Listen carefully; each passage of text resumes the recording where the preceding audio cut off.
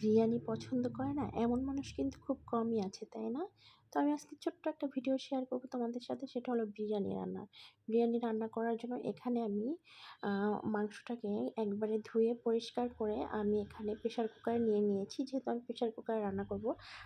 আর এখানে আমি বিরিয়ানি রান্না করার জন্য সব ধরনের মশলা ব্লেন্ড করে নিয়ে নেব। এখানে আমি ব্লেন্ড করে নিয়েছি পোস্তদানা, জয়ফল, জয়ত্রী, পেঁয়াজ, টমেটো, কাজু বাদাম, একসাথে করে সবগুলো উপকরণ একসাথে ব্লেন্ড করে এখানে আমি দিয়ে দিয়েছি। আর দিয়ে দিয়েছি সামান্য মরিচের গুঁড়া, জিরার গুঁড়া, ধনিয়ার গুঁড়া পরিমাণ মতো, আর আদা রসুন বাটা, আর পরিমাণ মতো লবণ তো অবশ্যই দিয়ে দিব। আর দিয়ে দিব আমার কেটে রাখা পেঁয়াজ। আর পেঁয়াজ কুচিটা একটু বেশি করে দিতে হবে, কারণ বিরিয়ানিতে পেঁয়াজটা বেশি দিলে সবসময় খেতে বেশ মজার হয়। দিয়ে দিব টক দই, সাথে দিয়ে দিব রান্নার তেল। এগুলো দিয়ে ভালোভাবে মাখিয়ে আমি এটাকে চুলোয় বসে রান্না করে নেব যতটুকু আর কি সময় লাগে। মাঝখানে আমি একটা মিসিং করেছিলাম, সেটা হলো গরম মশলা, এটাও আমি এক ফাঁকে দিয়ে দিয়েছি।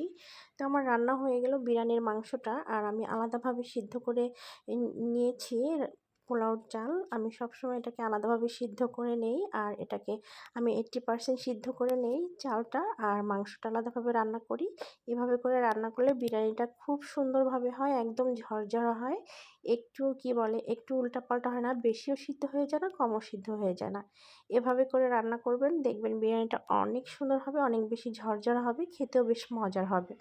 আমি কিন্তু অলরেডি মাংসটা দিয়ে দিয়েছি চুলায়। আর চুলাটার উপরে কড়াইটার নিচে একটা তাওয়া বসিয়ে নিয়েছি, যাতে চুলার হিটটা একটু কম লাগে, যাতে লেগে না যায়। তো এভাবে করে আমি রান্না করি সবসময়। তো ফার্স্টে আমি দিয়ে দিয়েছি রান্না করা মাংস অর্ধেকটা, তারপরে আমি দিয়ে দেবো অর্ধেকটা রাইস, তারপরে আমি আবারও অর্ধেকটা মাংস দিয়ে আবার অর্ধেকটা রাইস দিয়ে আমি এভাবে দুইবার করে লেয়ার করে এটাকে খুব ভালোভাবে আরও 5 মিনিট হালকা মিডিয়াম আছে রান্না করব।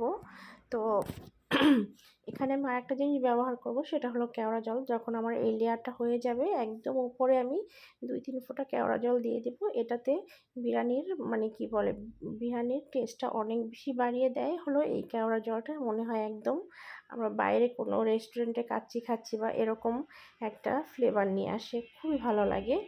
আর এই যে আমার তৈরি হয়ে গেলো একদম ঝরঝরা বিরিয়ানি।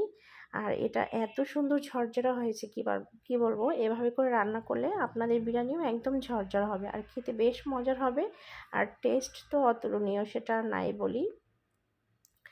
আর সবচেয়ে বড় কথা হলো আমার বিরিয়ানির ভিডিও অনেক অনেক অনেক আছে, হাজার হাজার বিরিয়ানির ভিডিও আছে। যেহেতু আমার বাসায় অনেক বেশি বিরিয়ানি রান্না হয়, আমি সবসময় ভিডিও করার চেষ্টা করি, সবসময় একটু শেয়ার করি ফেসবুক, ইউটিউব, টিকটক, আমার পেজ, সব জায়গায় দেওয়ার চেষ্টা করি। তো এর জন্য আমার অনেক বিরিয়ানির ভিডিও আছে। সবাই ভালো থাকবেন, সুস্থ থাকবেন, সবাইকে ধন্যবাদ।